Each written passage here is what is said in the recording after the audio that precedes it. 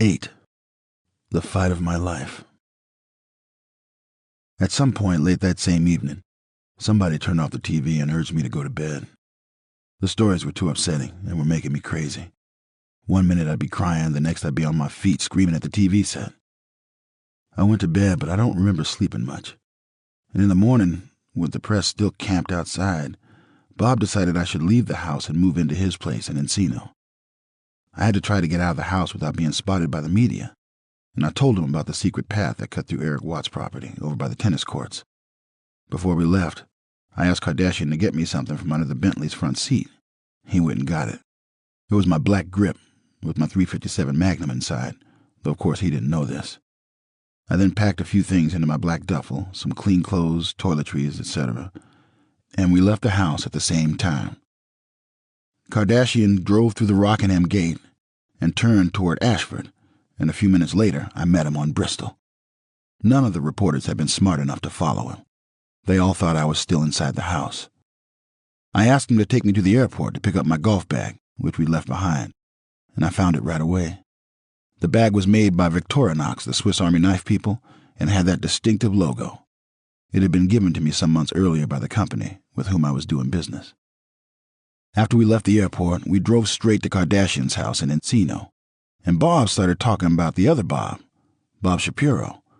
He felt that Howard Weitzman wasn't the right guy for us. He wasn't a criminal attorney, and he thought we should see what Shapiro had to say about the situation. "What are we going to do about Howard?" I asked. "Let's worry about that later," he said. When we got to Kardashian's place, my close friend A.C. Cowlings was waiting for us with my kids. They were in one of the guest bathrooms playing in the jacuzzi, and when I first saw them, I almost fell apart. I hugged both of them and told them that we had a lot to talk about, and I asked them to get dressed and come downstairs when they were done. When they showed up, looking so clean and fresh, I could feel the blood rushing to the back of my throat, and I found myself fighting tears. Again, the whole thing felt unreal. I'd seen the kids less than 2 days earlier. They were the same kids, but in that short period of time, the whole world had changed. Suddenly, I felt very alone.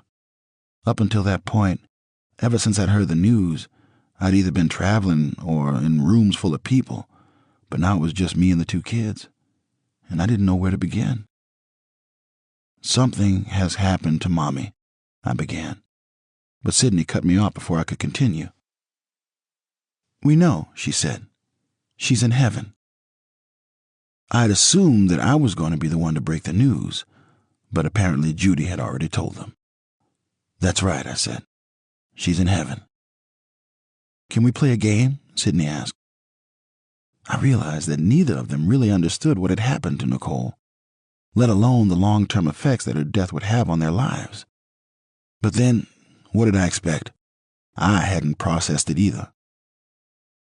They wanted me to read them a story, and I read them a story, and they wanted to play, so we horsed around a little and I tickled them and made them laugh, but it was unbearably hard for me. I was sitting there staring at these kids, knowing that they were never again going to see their mother, and knowing how deeply that was going to affect them for the rest of their lives. That really destroyed me.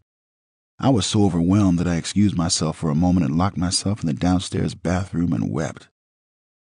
Then I pulled myself together and rejoined them, and the 3 of us sat there, enjoying each other's company, pretending that everything was just fine, that life was great.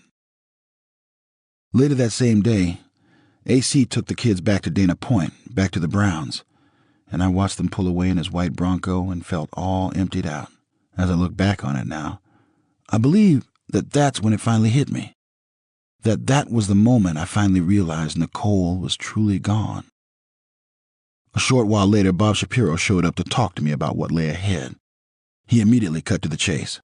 Almost the first thing he said was, "OJ, I need to know, did you do this?" "Absolutely not," I said. "I didn't do it, and I still can't believe it actually happened."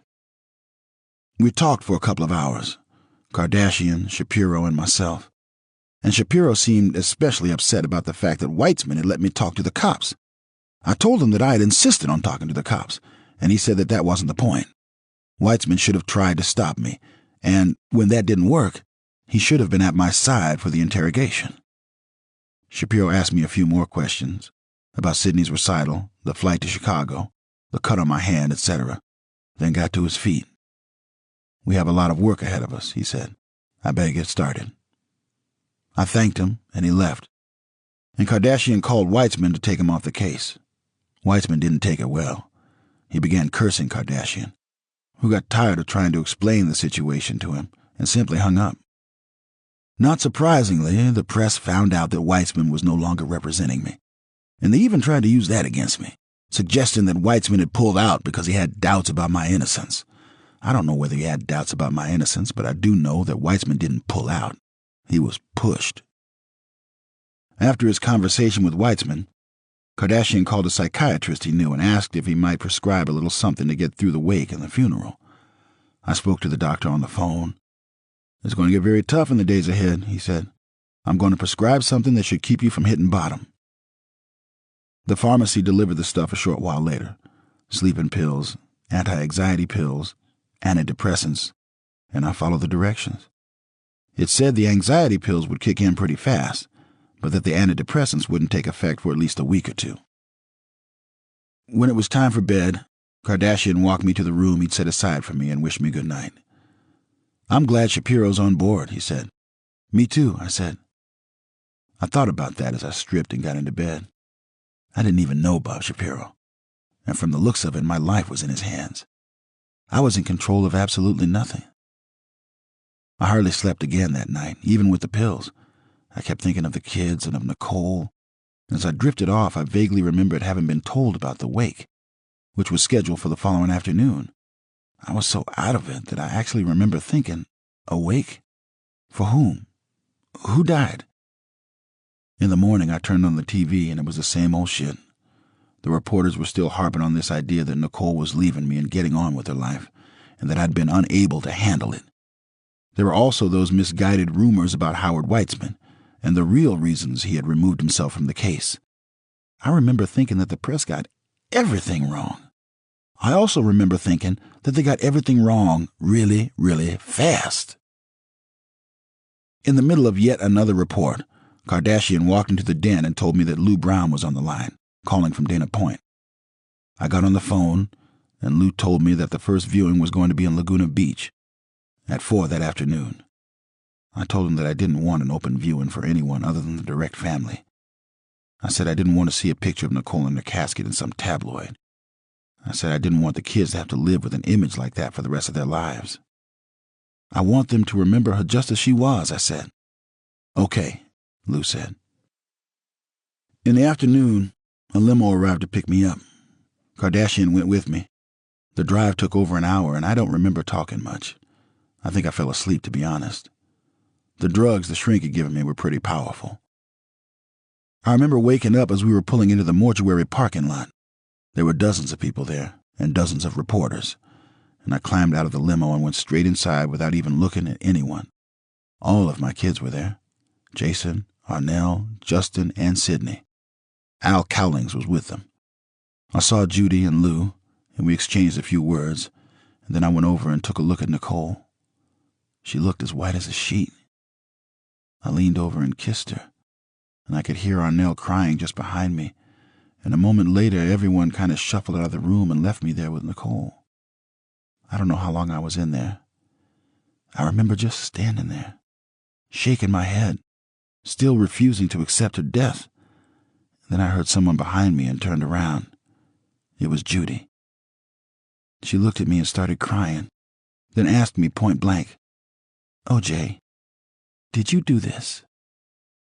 I didn't even get upset, to be honest. "No," I said. "I could never have done this. I loved her too much." Much later, Judy went on national television and repeated the story. But long after that, during the civil trial, she told the story but failed to mention my denial. At that point, the attorneys played a tape of her television appearance. I guess people remember what they want to remember. After the viewing, we went to the Browns for a little while. I was in a complete fog, and I only know I was there because I was told I was there. Then I got back into the limo for the ride home. I remember that part. I cried all the way. Kardashian tried to comfort me, but he was pretty broken up himself. He didn't know what to say because there wasn't much he could say. By the time we got back to Kardashian's place in Encino, I was in terrible shape. For the first time in my life, I thought about killing myself. I felt sorrowful and angry at the same time, and most of all, I felt hopeless. I felt like I had nothing to live for. I felt like my life no longer made any sense. At some point, I fell asleep. I was exhausted and all hollowed out, and I took a couple of extra sleeping pills. And when I woke up the following morning, groggy and disoriented, I felt more depressed than ever. I went downstairs and found Kardashian in the kitchen, and I tried to revive myself with coffee. AC showed up while I was in the middle of my second cup. He had brought a suit for me to wear to the funeral. I went upstairs, and it took me a very long time to get dressed. I couldn't seem to make my arms work. They felt heavy and sore, like they would if you overdid it in the gym. The funeral took place at St. Martin of Tours, a church on the corner of Sunset and Saltaire in Brentwood. I couldn't have made it through the service without AC and Kardashian. Kardashian led me to some seats in the second row behind the Browns, and I remember that they turned to look at me. They weren't smiling. My 4 kids joined me, and at that point I think Sydney was beginning to understand what had happened. Justin, on the other hand, was completely oblivious. I noticed pictures of Nicole and the children resting on the casket, then looked beyond the casket and saw a literal wall of cameras pointed in my general direction. I had no idea that the press was going to be allowed inside, but I didn't have the energy to complain. And who was I going to complain to anyway? I couldn't follow the service, to be honest. At one point I thought it was over, and I found myself standing, shaking a lot of hands, thanking people. But then I was sitting again, and I looked up and saw that Judy Brown was preparing to deliver a eulogy. I don't remember that either, but I know it was short. After the service, people came up to talk to me and to shake my hand and hug me, and I went through the motions and nodded from time to time, trying not to fall apart. Once again, I felt like none of this was really happening, that I was in the middle of a horrible, unimaginable dream. But when I stepped into the parking lot, I knew it was no dream. There was an army of reporters across the street, and 6 helicopters overhead, and I could hear some of them shouting my name. OJ, right here. OJ, can we ask you a few questions? OJ, can we get a shot of you with the kids? It took about an hour to get to the cemetery in Mission Viejo, and the press followed us down. So did the helicopters. Strangely enough, that's what I remember most clearly about the funeral. The damn helicopters, making a racket overhead, not giving a shit about any of us. I also remember vaguely sitting through a short service, and I vaguely remember the priest, but I can't remember a single specific detail about anything at all. I guess those drugs were working pretty hard. Later, some reporter said that I stood by the grave for a long time after the service alone, talking to Nicole, and he suggested that I was asking for forgiveness. I don't know where he got that idea. I didn't stand by the grave for more than half a minute. I had my kids with me, and they never left my side. That much I do remember.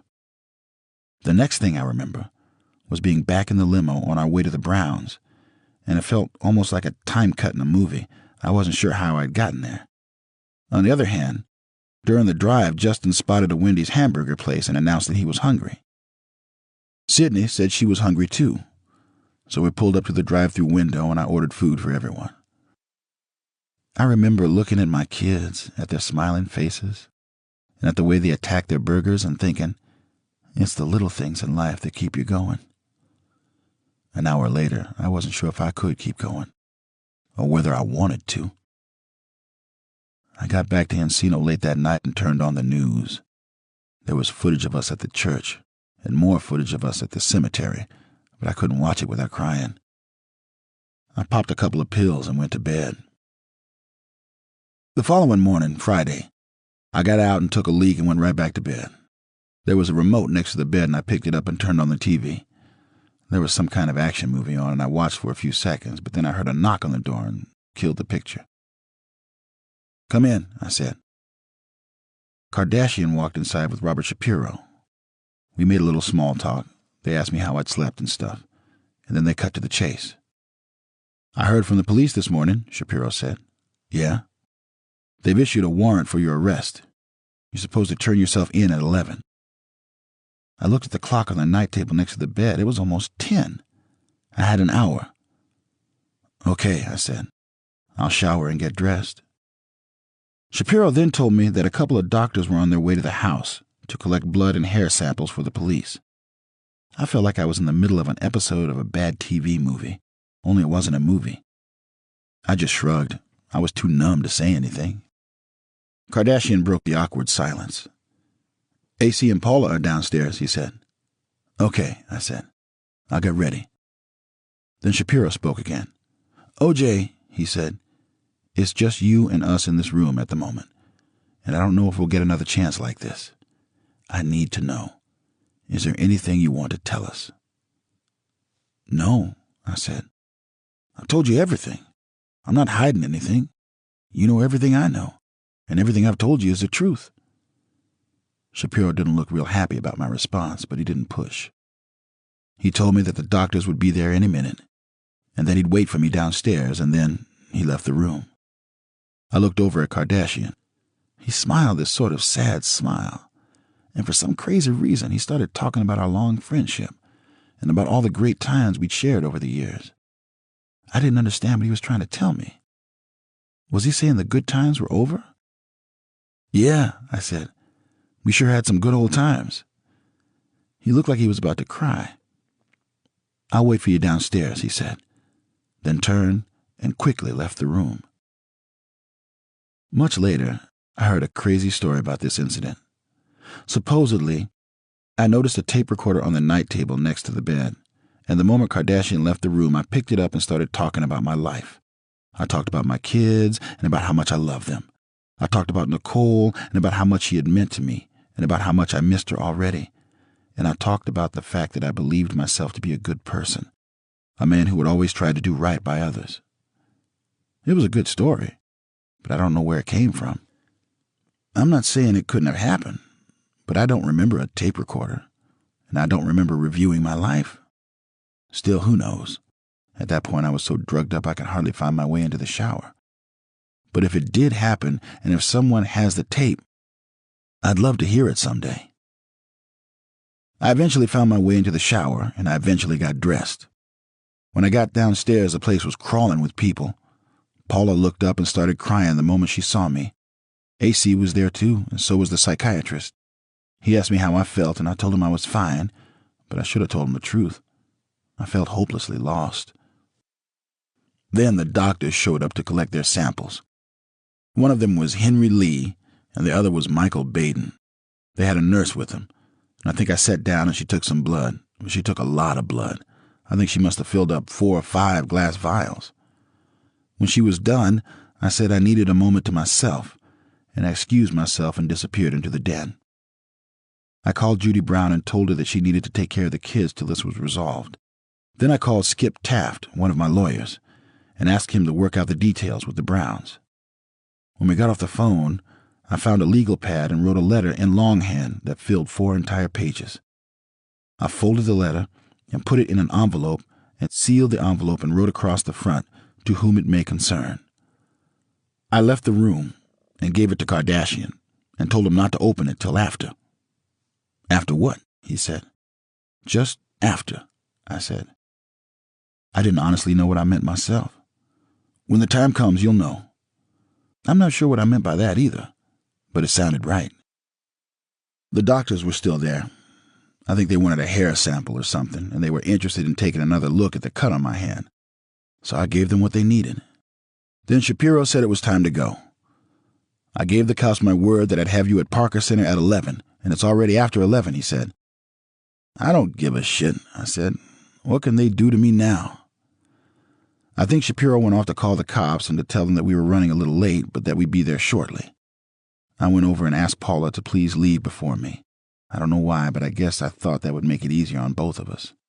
She'd be leaving because I had asked her to leave, instead of standing there watching me walk away from her life. I'm not sure that made any sense, either then or now, but at that point, nothing made much sense. Paula didn't want to leave, but I asked her again, and she finally relented, and I asked AC to walk her out to her car. I went back to the guest room and got my black grip. My Magnum was inside, along with my passport, about $10 in cash and some pictures of Nicole and the kids. I looked at the pictures and started to cry. But there was a knock at the door and I dried my tears, tried to pull myself together. "Come in," I said. Kardashian walked in. "How you holding up?" he asked me. "Okay," I said. "Shapiro's waiting downstairs," he said. "I know," I said. "Take your time," he said, but he didn't really mean it. He left the room. A few minutes later, still carrying my grip, I went downstairs and saw AC standing in the foyer, near the front door. I guess everyone else was in the den or something watching the news. "Let's get out of here," I said. "What do you mean?" he said. "Let's just go," I said. I walked out the front door and he followed me, and we climbed into his Bronco and pulled out. He didn't say anything. He was my friend. He would do anything for me, and I would have done anything for him. "Let's go by the house," I said. "What house?" he said. "Nicole's house," I said. He didn't ask why. He got onto the 405 freeway and headed north. We got off at Sunset and worked our way toward Bundy, but as we got closer, we saw that most of the street was blocked off and that the place was crawling with cops. I told him to forget it and asked him to take me to the cemetery, and he looked at me wondering why.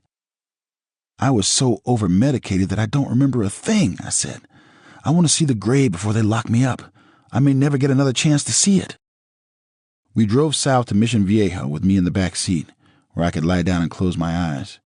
We didn't talk. Each of us was alone with his thoughts.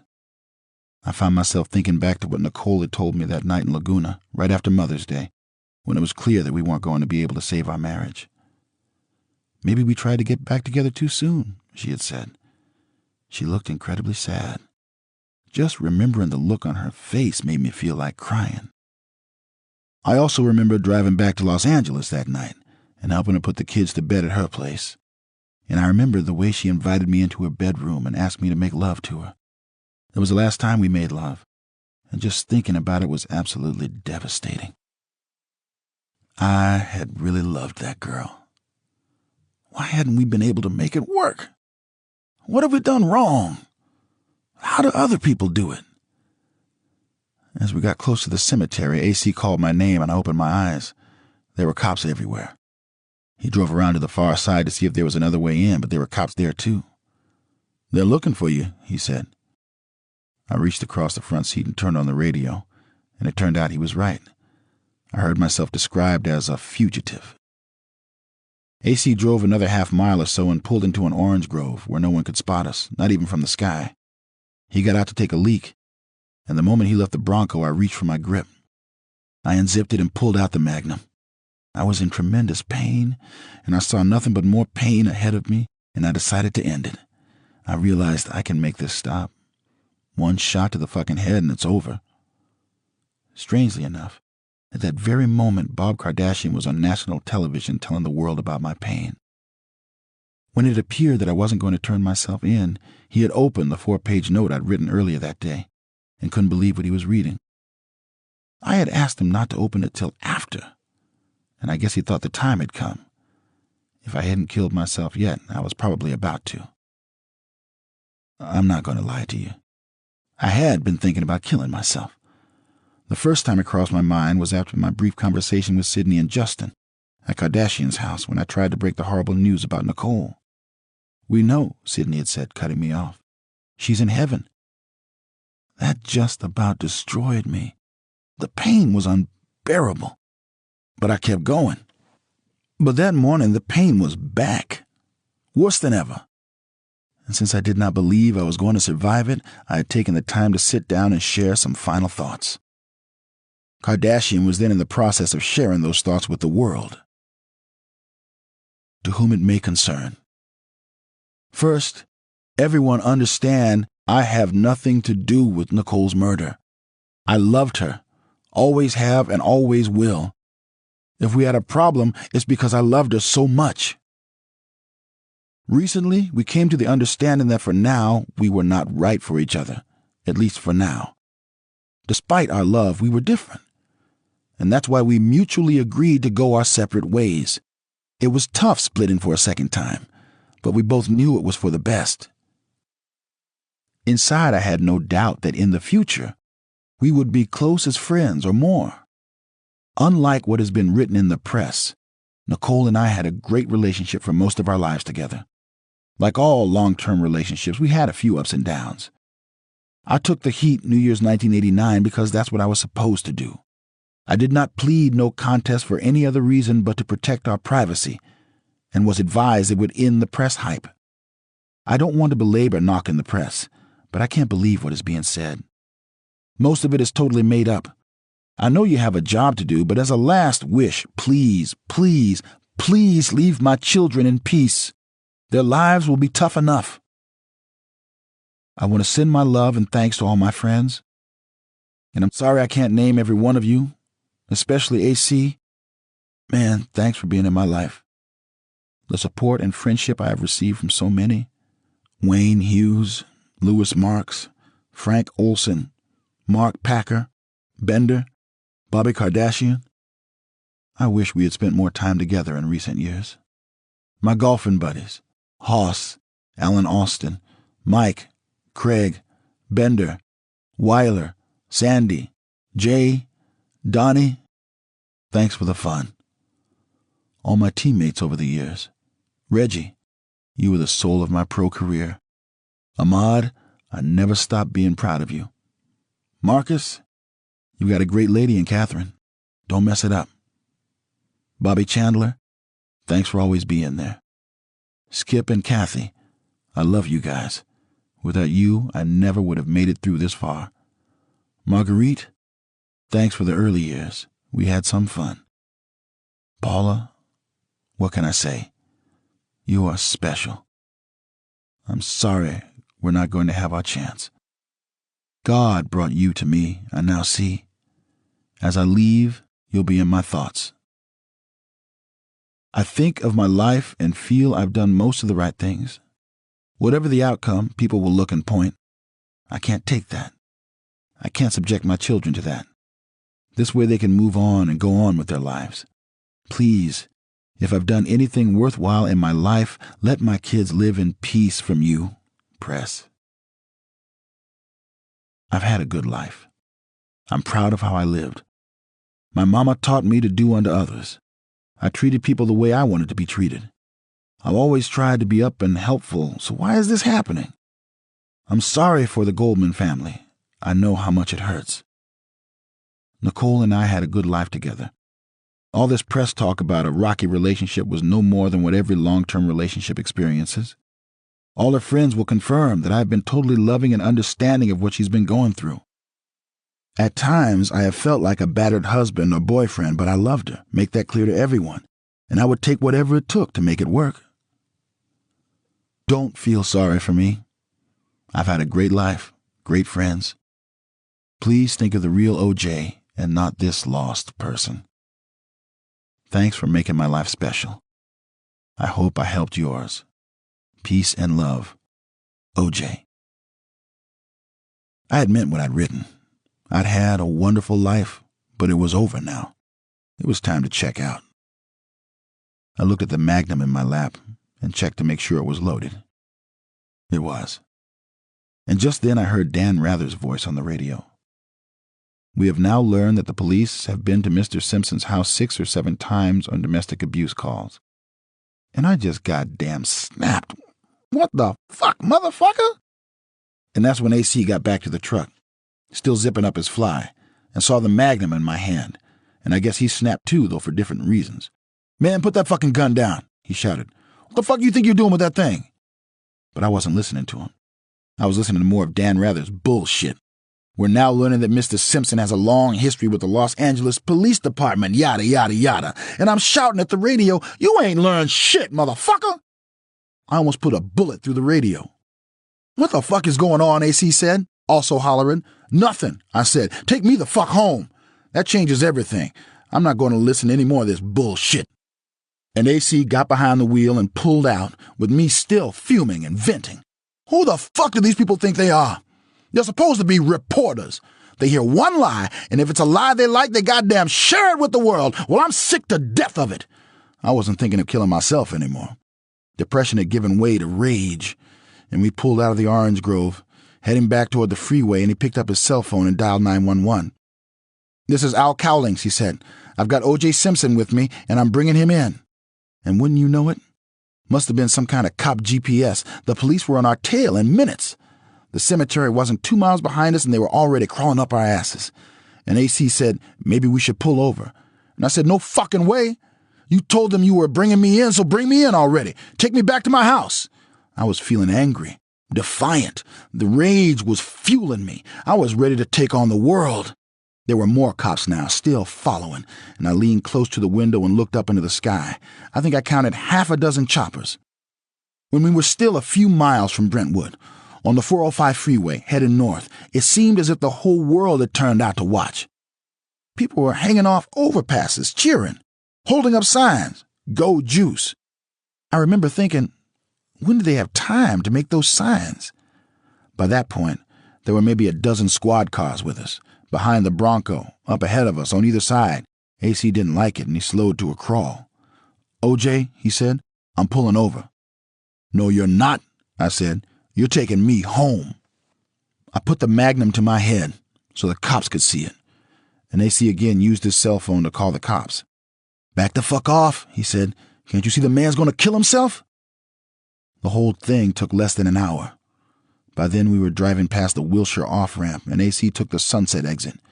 If the cops had any doubts about where we were going, they knew now. O.J. Simpson was heading home. For a moment, cruising those familiar streets, I suddenly felt crushingly depressed again. A man spends his whole life trying to figure out what it all means, trying to make some sense of this business of living, and in the end, he doesn't understand shit. I missed Nicole. I was worried about the kids. There was a goddamn battalion waiting for us at Rockingham, and before AC had even killed the engine, the cops had pretty much surrounded us. I was pissed off again. What the fuck did they think I was going to do, shoot it out? I dialed 911. "You tell those motherfuckers to back off," I said. The operator patched me through to someone at the scene, and I hollered at him for a while, but I couldn't see who I was talking to, and I'm not sure what I was trying to say. Then I saw a sniper on the roof of a neighbor's house, and I swear to God, I almost lost it. The sons of bitches. What were they planning on doing?